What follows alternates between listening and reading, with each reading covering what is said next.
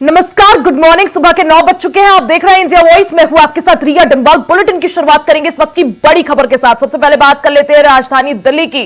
भारत मंडपम में एनएच परियोजनाओं की समीक्षा बैठक। यूपी में नहीं थमेगी एनएच के विस्तार की प्रक्रिया। तो राजधानी दिल्ली के भारत मंडपम में नेशनल हाईवे परियोजनाओं की समीक्षा बैठक का आयोजन हुआ, जिसमें यूपी के मुख्यमंत्री योगी आदित्यनाथ ने भी शिरकत की। इस दौरान सीएम योगी ने कहा कि यूपी में एनएच के विस्तार की प्रक्रिया नहीं थमेगी। नेशनल हाईवे के विस्तार के लिए निःशुल्क जमीन देगा योगी सरकार। इस दौरान केंद्रीय परिवहन मंत्री को राष्ट्रीय राजमार्गों की लिस्ट भी सौंपी गई। वाराणसी रिंग रोड का बचा काम पूरा करने की भी मांग रखी गई। समीक्षा बैठक में गंगा ब्रिज के जल्द निर्माण की भी मांग रखी गई। यूपी में 11,500 किलोमीटर राष्ट्रीय राजमार्गों का विस्तार किया जाएगा। आपको बता दें कि परियोजनाओं को दिसंबर 2024 तक पूरा करना होगा। तो ये बड़ी खबर आपको बता दें, बड़ी जानकारी आपकी टीवी स्क्रीन पर। राजधानी दिल्ली के भारत मंडपम में एनएच परियोजनाओं की समीक्षा बैठक की गई। इसमें मुख्यमंत्री योगी आदित्यनाथ शामिल हुए। इस दौरान सीएम योगी ने कहा कि यूपी में एनएच के विस्तार की प्रक्रिया नहीं थमेगी। एनएच विस्तार के लिए योगी सरकार निःशुल्क जमीन देगी। केंद्रीय परिवहन मंत्री को इस दौरान योगी आदित्यनाथ ने राष्ट्रीय राजमार्गों की लिस्ट भी सौंपी। वाराणसी रिंग रोड का बचा काम जल्द पूरा करने की मांग भी रखी। समीक्षा बैठक में गंगा ब्रिज के जल्द निर्माण की भी मांग रखी। इस दौरान यूपी में 11,500 किलोमीटर राष्ट्रीय राजमार्गों का विस्तार हुआ है, ऐसा सीएम योगी आदित्यनाथ ने कहा। साथ ही परियोजनाओं को दिसंबर 2024 तक पूरा करने के लिए एक समय सीमा भी निर्धारित की गई है।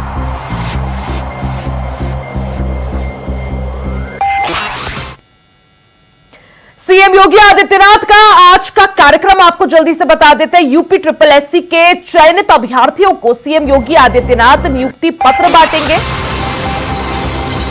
1036 अभ्यर्थियों का नियुक्ति पत्र वितरण कार्यक्रम यह होगा, जिसमें 1036 अभ्यर्थियों को नियुक्ति पत्र बांटे जाएंगे। स्वतंत्रता दिवस से पहले युवाओं को योगी सरकार का यह बड़ा उपहार। तिरंगा यात्रा बाइक रैली को सीएम योगी आदित्यनाथ हरी झंडी दिखाएंगे। हर घर तिरंगा अभियान के तहत मुख्यमंत्री योगी आदित्यनाथ इस अभियान का आगाज करेंगे। सुबह 10 बजे कालिदास मार्ग में इस कार्यक्रम का आयोजन होगा। सीएम योगी आदित्यनाथ का जल्दी से आपको आज का कार्यक्रम बता दें। आज यूपी SSSC के चयनित अभ्यर्थियों को सीएम योगी आदित्यनाथ नियुक्ति पत्र बांटेंगे। 1036 अभ्यर्थियों को ये नियुक्ति पत्र बांटे जाएंगे। इसके लिए कार्यक्रम का भी आयोजन होगा। साथ ही जिस तरह से 15 अगस्त को देखते हुए भारतीय जनता पार्टी द्वारा हर घर तिरंगा अभियान चलाया जा रहा है, इसी कड़ी में मुख्यमंत्री योगी आदित्यनाथ आज तिरंगा यात्रा बाइक रैली को हरी झंडी दिखाकर रवाना करेंगे, जिसके साथ ही हर घर तिरंगा अभियान का आगाज हो जाएगा। सुबह 10 बजे कालिदास मार्ग पर हर घर तिरंगा बाइक रैली का आयोजन होगा।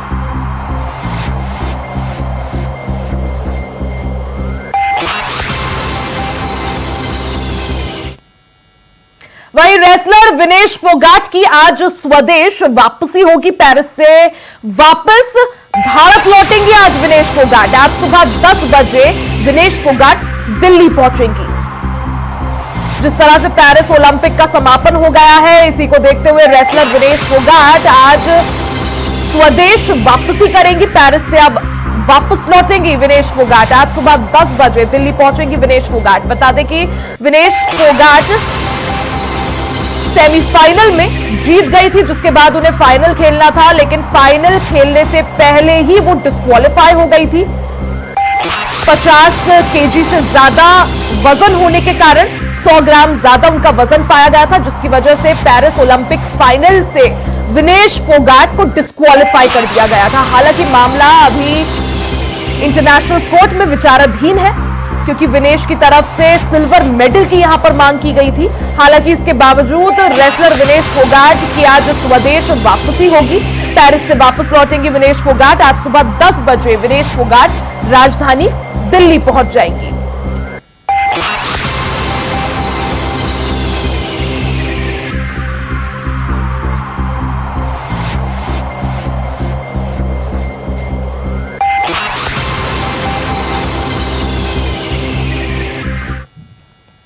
वहीं federation of all India medical association ने मंगलवार 13 अगस्त से देशव्यापी विरोध और ओपीडी और वैकल्पिक सेवाओं को बंद करने का आह्वान किया है। यह विरोध 9 अगस्त को कोलकाता के आरजेकर मेडिकल कॉलेज और अस्पताल में एक महिला डॉक्टर की यौन उत्पीड़न और हत्या के बाद किया गया। इस बीच इंडियन मेडिकल एसोसिएशन ने केंद्रीय स्वास्थ्य मंत्री डॉक्टर जेपी नड्डा को पत्र लिखकर महिला डॉक्टर्स के साथ हैवानियत की घटना के संबंध में तत्काल कार्रवाई करने का आग्रह किया है। इंडियन मेडिकल एसोसिएशन ने मामले की निष्पक्ष और गहन जांच की भी मांग की है, ताकि ये सुनिश्चित हो सके कि दोषियों को न्याय के कटघरे में लाया जाए। साथ ही एसोसिएशन ने उन परिस्थितियों की विस्तृत जांच की भी मांग की है जिनके कारण ऐसा अपराध हुआ।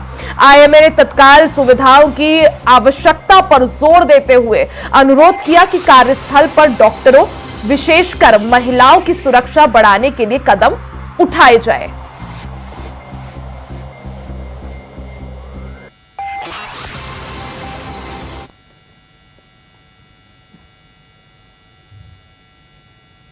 वहीं उत्तर प्रदेश विधानसभा में 10 सीटों पर उपचुनाव के लिए सियासी तैयारियां जोरों शोरों से चल रही हैं। सियासी पार्टियां पूरे दमखम के साथ चुनावी रण में उतरने के लिए तैयार है। इसी बीच समाजवादी पार्टी के राष्ट्रीय अध्यक्ष और सांसद अखिलेश यादव ने अलग अलग विधानसभाओं के लिए उपचुनाव प्रभारियों को नियुक्त कर दिया है। सांसद अखिलेश यादव ने समाजवादी पार्टी के राष्ट्रीय महासचिव शिवपाल सिंह यादव को उपचुनाव में प्रभारी की जिम्मेदारी दी है। उन्हें अंबेडकर नगर की कटहरी विधानसभा सीट से प्रभारी नियुक्त किया गया है। इसके अलावा अयोध्या से नवनिर्वाचित सांसद अवधेश प्रसाद और यूपी विधान परिषद के नेता प्रतिपक्ष लाल बिहारी यादव को फैजाबाद की मिल्कीपुर विधानसभा सीट से उपचुनाव प्रभारी बनाया गया है।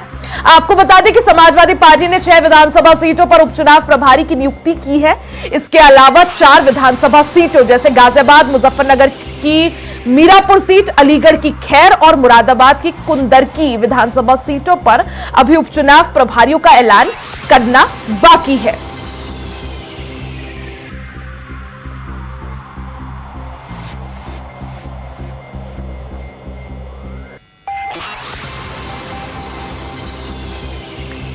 तो अब उपचुनाव को देखते हुए राजनीतिक दलों ने अपनी तैयारियां तेज कर दी है।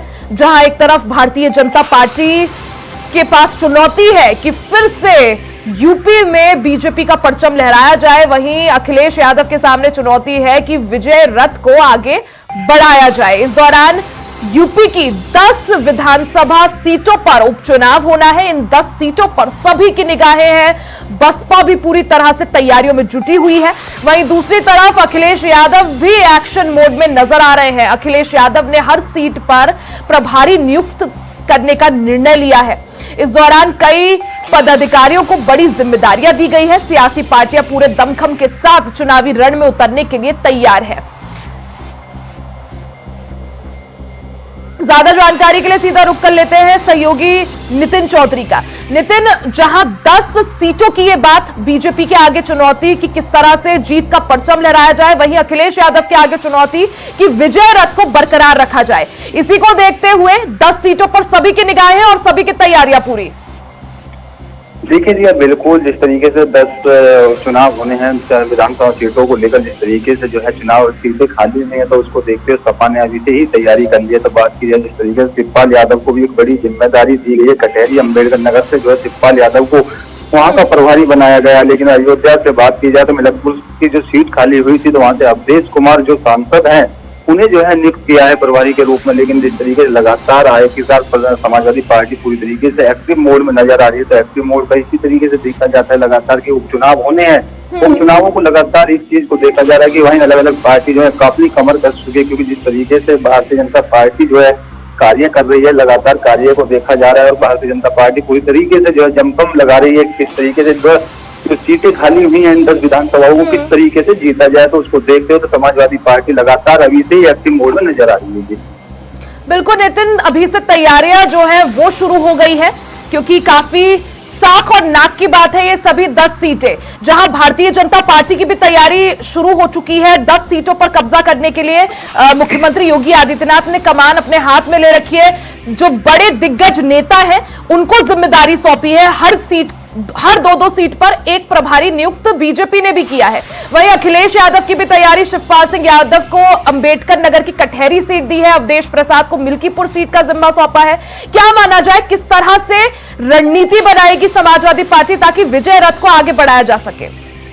देखिए, बिल्कुल जिस तरीके से लगातार समाजवादी पार्टी और भारतीय जनता पार्टी में टक्कर देखने को मिल रही है, तो अलग अलग जो 10 विधानसभाओं में जो उपचुनाव होने हैं उन सीटों को लगातार जो है भारतीय जनता पार्टी ने पहले से ही कमर कस ली। क्योंकि मुख्यमंत्री योगी आदित्यनाथ जिस तरीके से लगातार दिल्ली के दौरे पे, तो दिल्ली के दौरे पे लगातार उन्होंने ये मंथन भी किया और उत्तर प्रदेश में बैठ के मंथन चल रहा है कि लगातार कौन सी सीट से किसको प्रभारी बनाया जाए। वहीं बात की जाए तो डिप्टी सीएम ब्रजेश पाठक को जो है करल की जिम्मेदारी दी गई थी भारतीय जनता पार्टी की तरफ से, लेकिन उसके बाद लगातार तो वहीं सपा ने जो है शिवपाल यादव को जो है अम्बेडकर नगर से जिम्मेदारी सौंपी की। जिस तरीके से लगातार जो है आखिरकार इस तरीके से इस सीटों को जीता जाए, जो मेन सीटें हैं, जो महत्वपूर्ण सीटें बताई जाती हैं, उसी से जो है लगातार सभी लोगों ने अपने प्रभारी नियुक्त कर दिए हैं। तो वहीं कांग्रेस की बात की जाए तो कांग्रेस भी जो है अपने प्रभारियों को नियुक्त कल रात जो है नियुक्ति कर दी है। लगातार इसमें जो है बता दें कि जिस तरीके से जो है सपा के बाद फूलपुर विधानसभा उपचुनाव में भी जो है नियुक्त किया है सांसद उज्जवल रमन सिंह को कांग्रेस ने जो है वहां से अपना जिम्मा सौंपा गया उपचुनाव के लिए। लगातार तो वहीं बात की जाए तो मीरापुर से जो है जो सांसद बने हैं इमरान मसूद, उसे जो है कांग्रेस ने अपना प्रभारी बनाया, लेकिन उसके बाद लगातार लग रहा है कि आखिरकार इस तमाम पार्टियों ने अभी से ही अपनी कमर कस ली है। लगातार नितिन, सवाल ये भी कि अब की बार उपचुनाव का जो रण है वो काफी ज्यादा भीषण होने वाला है, क्योंकि बसपा की भी एंट्री उपचुनाव में हो गई है और कभी भी उपचुनाव न लड़ने वाली बसपा ने अब की बार उपचुनाव लड़ने की तैयारी कर ली है। एक तरफ बीजेपी, दूसरी तरफ इंडिया गठबंधन और तीसरी तरफ बसपा। किस तरह से हमें क्या कुछ समीकरण बनते हुए दिख पाएंगे? देखिए, बिल्कुल लगातार जिस तरीके से बात की जाए बसपा पार्टी की, मायावती वाली पार्टी की, तो मायावती ने भी कल जो है अपनी सूची जो है जारी कर दी थी परसों। तो लगातार उन्होंने पहले से ही 2 नियुक्त कर दिए हैं, लेकिन उसके बाद अब जिस तरीके से वो चुनावों में अपनी एंट्री नहीं लेती थी, लेकिन अब की बार जो चुनाव है काफी महत्वपूर्ण देखने को मिलेगा। क्योंकि सपा और भारतीय जनता पार्टी में टक्कर देखने को मिल रही थी उस समय से। लगातार जैसे ही बसपा ने अपने प्रत्याशी उतारे, क्योंकि जिस तरीके से देखा जाता था कि बसपा कहीं भी उपचुनावों में अपने प्रत्याशी को नहीं उतारती थी, लेकिन अब मुकाबला यही देखने को मिल रहा है कि बसपा ने जिस तरीके से एंट्री उपचुनावों में ली है, कहीं ना कहीं लगातार जो है वो सपा के लिए और भारतीय जनता पार्टी के लिए कैडी मुसीबत बन सकती है। क्योंकि जिस तरीके से तमाम इसमें जो देखा जाता था उस समय बसपा किसी प्रत्याशी को नहीं उतारती थी उपचुनाव में, लेकिन आज बसपा ने भी अपने कैंडिडेट वहां पर घोषित कर दिए हैं अलग अलग सीटों से। लेकिन उसके बाद लगातार समाजवादी पार्टी की तरफ से जो प्रतिक्रिया आ रही थी कि आखिरकार बसपा की एंट्री आने से समाजवादी पार्टी को कुछ भी फर्क नहीं पड़ने वाला, क्योंकि उन्होंने पहले भी कहा था इस चीज को कि हमारे साथ बिल्कुल, क्योंकि जिस तरह से लोकसभा चुनाव का परिणाम रहा, काफी कॉन्फिडेंट और मजबूत स्थिति में यहाँ पे समाजवादी पार्टी। लेकिन सवाल ये भी नितिन कि जिस तरह से जिन 10 सीटों पर उपचुनाव होना है, चाहे वो मुजफ्फरनगर की मीरापुर हो, खैर हो, मुरादाबाद की कुंदरकी हो, करहल हो या फिर मिल्कीपुर, जिस तरह से पहले हमने देखा था कि 5 सीटें समाजवादी पार्टी के कब्जे में थी, 5 सीटें एनडीए के कब्जे में, क्या माना जाए अब की बार जिस तरह से तैयारियां चल रही हैं, अभी से काफी एक्टिव नजर आ रहे हैं अखिलेश यादव, किस तरह से कोशिश की जाएगी, क्या कुछ रणनीति आगे बनाई जाएगी ताकि जो नंबर है, नंबर गेम खेलकर 5 से ज्यादा बढ़ाकर सीटें 10 की 10 कब्जा किया जाए? देखिए, बिल्कुल भैया, जिस तरीके से लगातार उपचुनाव तो होने ही है, तो उसमें लगातार अखिलेश यादव खुद में एक्टिव मोड पर नजर आ रहे हैं। क्योंकि जिस तरीके से उन्होंने शिवपाल यादव को बड़ी जिम्मेदारी सौंपी है, तो उसके बाद लगातार जो सांसद हैं अयोध्या के अवधेश प्रसाद, उन्हें भी एक बड़ी जिम्मेदारी नियुक्त की है। क्योंकि जिस तरीके से इन लोगों की सीटों पर जो है कि भारतीय जनता पार्टी लगातार अयोध्या भी हारी थी, लेकिन उसके बाद अयोध्या हारने के बाद लगातार एक्टिव मोड पर जो है भारतीय जनता पार्टी नजर आ रही है। क्योंकि उस पर बात की जाए तो अयोध्या सीट एक महत्वपूर्ण सीट मानी जाती है, लेकिन उसके बाद जो और भी सीटें छोड़ी गई हैं, चाहे वो मीरापुर हो या कहीं की बात की जाए माजवा हो या करल हो, फूलपुर हो या सिमऊ की सीट हो, तो लगातार इसमें जो है लगातार यही देखा जाता है कि एक्टिव मोड पे जो है समाजवादी पार्टी नजर आ रही है। फिर उसके बाद भारतीय जनता पार्टी ने भी अभी प्रत्याशी घोषित नहीं किया, क्योंकि जिस तरीके से मीरापुर सीट पे जो लेकर जो है मंथन भी हो रहा था। बात की जाए जो प्रदेश अध्यक्ष जो है खुद भूपेंद्र चौधरी जो है मीरापुर सीट को लेकर मंथन कर रहे थे कल मुजफ्फरनगर में। बिल्कुल, यानी लोकसभा चुनाव के नतीजों के बाद अब सभी की निगाहें इन 10 सीटों पर होने वाले उपचुनाव पर है। और नितिन, आप नजर बनाए रखिएगा। बहुत बहुत शुक्रिया जानकारी के लिए। आगे बात करेंगे किस तरह से उत्तर प्रदेश के मुख्यमंत्री योगी आदित्यनाथ की सुरक्षा बढ़ाने का निर्णय लिया है। यहां रुकेंगे एक छोटे से ब्रेक के लिए, जल्द वापस लौटेंगे, कहीं जाइएगा नहीं। ब्रेक के बाद एक बार फिर से आपका स्वागत है। खबरों में आगे बढ़ते हैं, बात लखनऊ की कर लेते हैं। मुख्यमंत्री योगी आदित्यनाथ की सुरक्षा और सख्त होगी। शासन द्वारा अति विशिष्ट व्यक्तियों की सुरक्षा को मजबूत करने का निर्णय लिया गया है। राज्यपाल, सीएम और पूर्व सीएम की सुरक्षा को बढ़ाया जाएगा। मंजूर रकम से जरूरी उपकरणों की खरीदारी होगी। बड़ी खबर आपको बता दें, अब उत्तर प्रदेश में मुख्यमंत्री की सुरक्षा को और बढ़ाने का निर्णय लिया गया है। शासन द्वारा अति विशिष्ट व्यक्तियों की सुरक्षा को और मजबूत किया जाएगा। चाहे राज्यपाल हो, सीएम हो या पूर्व सीएम हो, इन सभी की सुरक्षा को और बढ़ाया जाएगा। इसके लिए जो मंजूर रकम है उससे जरूरी उपकरणों की खरीदारी की जाएगी। यानी अब यूपी के सीएम योगी आदित्यनाथ की सुरक्षा को और बढ़ाने का निर्णय यहां पर लिया गया है। अति विशिष्ट व्यक्ति जैसे राज्यपाल, सीएम या पूर्व सीएम, इन सभी की सुरक्षा को और बढ़ाया जाएगा। इसके लिए जो मंजूर रकम है उससे जरूरी उपकरणों की खरीदारी की जाएगी।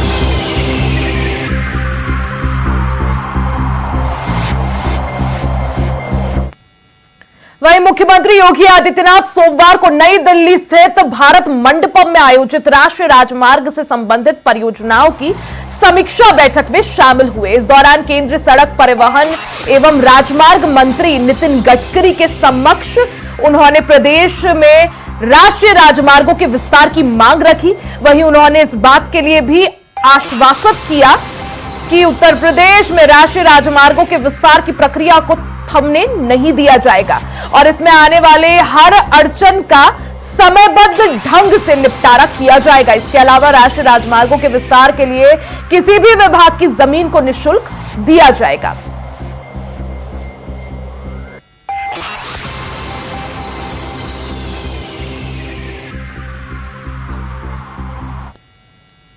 उत्तर प्रदेश के डीजीपी प्रशांत कुमार ने यूपी 112 के विशेष अभियान एक पहल की शुरुआत की है।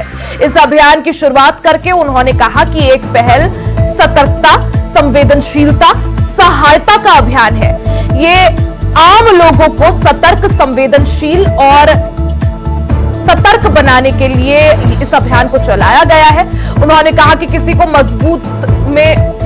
को मुसीबत में देखकर वीडियो ना बनाएं, एक पहल करें और यूपी 112 पर कॉल करें। डीजीपी प्रशांत कुमार ने यूपी पुलिस को लेकर कहा कि वो ऑपरेशनल एक्टिविटी में व्यस्त रहती है, लेकिन ट्रेनिंग, भर्ती हर आयाम में यूपी पुलिस ने बेहतरीन काम किया है। बीते 8 वर्षों में प्रदेश दस्यु मुक्त और फिरौती मुक्त हुआ है।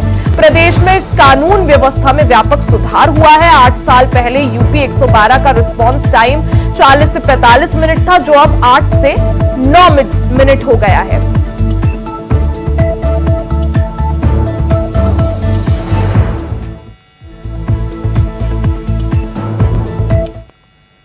खबर मेरठ से है, जहां मेरठ में एक बार फिर धर्मांतरण के बड़े गिरोह का पर्दाफाश हुआ है। लगभग 1.5 साल पहले मेरठ के मंगतपुरम में आर्थिक मदद के बहाने लोगों का धर्म परिवर्तन कराया जा रहा था। ठीक उसी तरह अब खडौली गांव में भी धर्मांतरण का मामला सामने आया है। एक मकान में धर्मांतरण के खेल का खुलासा हुआ है। सूचना पर पहुंची थाना पुलिस ने मौके से 5 लोगों को अरेस्ट किया है। हालांकि मुख्य पादरी रवि पास्टर, जो मूल रूप से सहारनपुर का निवासी बताया जा रहा है, वो मौके से फरार हो गया है। वहीं कमरे में पुलिस को ईसाई धर्म की प्रचार सामग्री भी बरामद हुई है। पुलिस पकड़े गए लोगों से पूछताछ कर रही है। फरार पादरी की तलाश भी जारी है।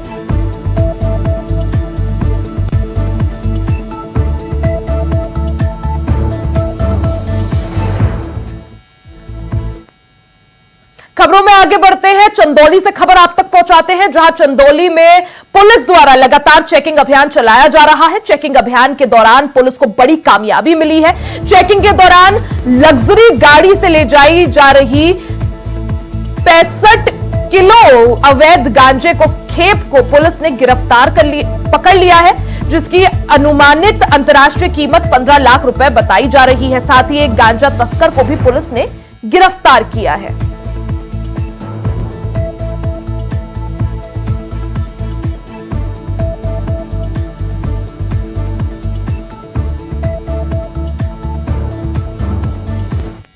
वहीं लखनऊ में एसटीएफ ने 50,000 रुपए इनामी बदमाश को गिरफ्तार किया है। इनामी बदमाश राहुल गौड़ मऊ जिले से फरार चल रहा था। बदमाश के पास से मोबाइल फोन, आधार कार्ड और 1,000 रुपए भी बरामद हुए हैं। बदमाश को जनपद मऊ से फरार चल रहा था। 50,000 का यह इनामी बदमाश है, जिसको अब पुलिस ने कामयाबी हासिल करते हुए गिरफ्तार कर लिया है।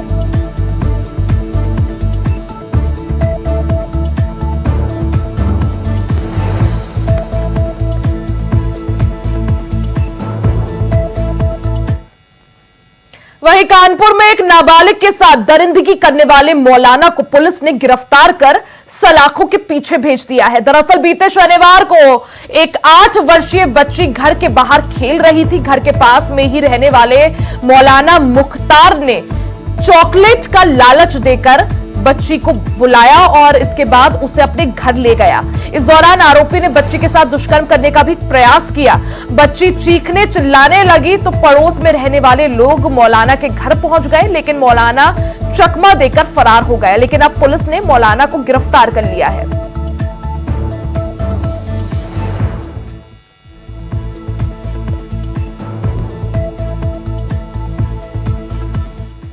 ग्वालटोली की पुलिस ने जो आरोपी मौलाना था उसको गिरफ्तार किया है। उसका नाम मौलाना मुख्तार उर्फ मौलाना चाचा, ये लगभग 65 से 70 वर्ष की उम्र का है। इसने एक नाबालिग बच्ची के साथ जो है बलात्कार का प्रयास किया था। इससे उसे गिरफ्तारी की गई है और उसे विधिक कार्रवाई करते हुए जेल में भेजा जा रहा है। बुलेटिन में फिलहाल के लिए सिर्फ इतना ही। खबरों का सिलसिला जारी रहेगा, बने रहे हमारे साथ।